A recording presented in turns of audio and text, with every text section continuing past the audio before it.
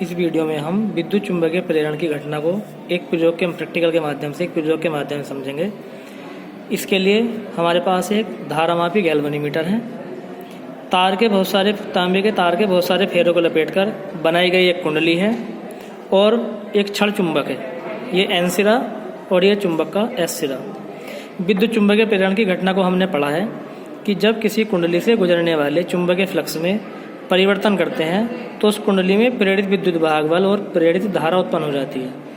और इस प्रेरित धारा की दिशा इस प्रकार होती है कि ये उसी कारण का विरोध करती है जिस कारण से उत्पन्न होती है।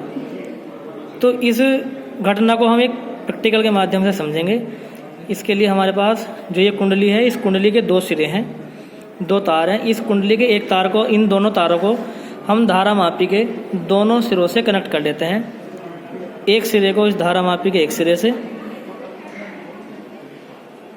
जोड़ लेते हैं और कुंडली के दूसरे सिरे को धारामापी के दूसरे सिरे से कनेक्ट कर लेते हैं। तो हमने इस कुंडली को इस धारामापी के दोनों सिरों से धारामापी के से कनेक्ट कर चुके हैं। हम देख रहे हैं इस कुंडली के दोनों सिरे, एक सिरा ये है और दूसरा सिरा ये है, ये इस धारामापी के दोनों सिरों से कनेक्ट है। इस प्रयोग का एक साधारण परिपथ इस प्रकार है। ये कुंडली है, इस कुंडली के सिरों के बीच में एक धारामापी कनेक्टेड है और इसके पास में एक ये क्षण चुंबक रखी हुई। जब हमें पता है कि क्षण चुंबक इस कुंडली के पास रखेंगे तो इस कुंडली से कुछ चुंबकीय फ्लक्स गुजरेगा।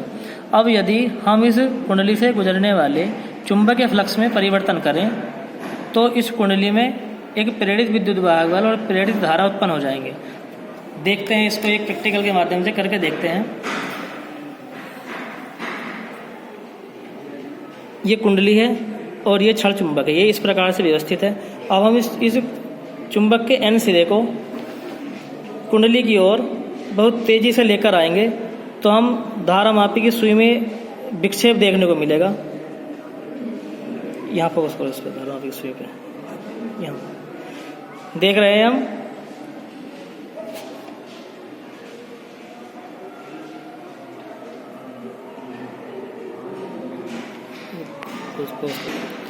जब हम इस चुंबक के N पोल को इस कुंडली की ओर तेजी से लेकर आते हैं तो धारामापी की सुई में आप विक्षेप देख सकते हैं, बाईं ओर हो रहा है। और जब इस चुंबक को यहाँ लाकर रोक देते हैं तो ये विक्षेप भी रुक जाता है। जब हम इस N पोल को इस कुंडली से दूर लेकर जाते हैं तो यहाँ विक्षेप दूसरी दिशा में होता है। हम देख रहे हैं कि जब इस चुंबक को इस कुंडली के पास तेजी से लेकर आते हैं और इससे दूर हटाते हैं तो इस धारामापी की सुई में विक्षेप हो रहा है। इसका मतलब इस चुंबक को इस कुंडली के पास लाने और दूर ले जाने से इस कुंडली से गुजरने वाले चुंबकीय फ्लक्स में परिवर्तन हो रहा है। इसमें हमने ये पढ़ा कि इस धारा की दिशा इस प्रकार होती है कि ये उसी कारण का विरोध करती है जिस कारण से स्वयं उत्पन्न होती है। हम देख रहे हैं जब N सिरे को कुंडली की ओर ला रहे हैं तो विक्षेप बाईं ओर हो रहा है और N सिरे को दूर ले जा रहे हैं तो विक्षेप दाईं ओर हो रहा है। इसका मतलब, और जब इस चुंबक को इस कुंडली के पास लाकर रोक रहे हैं तो इसकी सुई में कोई विक्षेप नहीं हो रहा है। इसका अर्थात इससे ये स्पष्ट होता है कि जब तक कुंडली से गुजरने वाले चुंबकीय फ्लक्स में परिवर्तन होगा तब तक ही, यहाँ रखो इसको, तब तक ही इस कुंडली से में प्रेरित विद्युत वाहक बल और प्रेरित धारा उत्पन्न होगी। हम यहाँ साफ देख सकते हैं इस धारामापी की सुई में विक्षेप हो रहा है। यही घटना कहलाती है विद्युत चुंबकीय प्रेरण। हमें इस चुंबक को इस कुंडली के पास लाने पर इस कुंडली में धारा की दिशा इस प्रकार हो जाती है कि ये चुंबक को अपने पास आने और चुंबक को अपने से दूर जाने का विरोध करती है। इस विरोधी बल के विरुद्ध हमें कुछ कार्य करना पड़ता है। यही कार्य हमें वैद्युत धारा के रूप में प्राप्त होता है।